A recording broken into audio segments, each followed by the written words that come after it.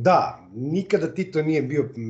pripadnik Slobodnih zidara, spekulisalo se da je bio deo jedne lože koja se zvala Libertas, međutim, evo da kažemo da su kanadski Slobodni zidari otkrili, pošto naravno postoje zapisi o svima koji su ikad bili,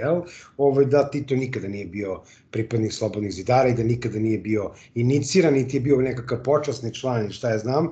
Tito je bio pripadnik Siona, dakle, Tito je bio pripadnik Sionskog priorata, organizacije koja je mnogo iznad masonskih loža, zašto bi uopšte bio pripadnik masonerije u tom slučaju,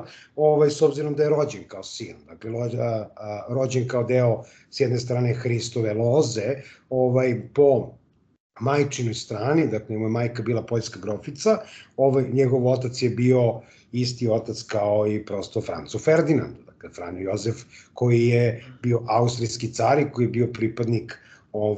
Habsburgovaca i s druge strane je vrlo naslonjen na venecijansko crnoplemstvo. Tako da, u tom smislu Tito je imao taj background da prosto bude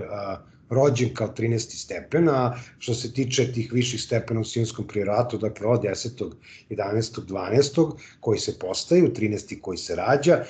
njihova uloga je zaštita Hristove loze i dakle samog tog učenja s jedne strane, a s druge strane oni nemaju identitet. Dakle, oni menjaju identitet gde se stave. Tako da je Josip Broz Tito iz Kumrovca zapravo zamenjen čovekom koji je negde bio vanbračni sin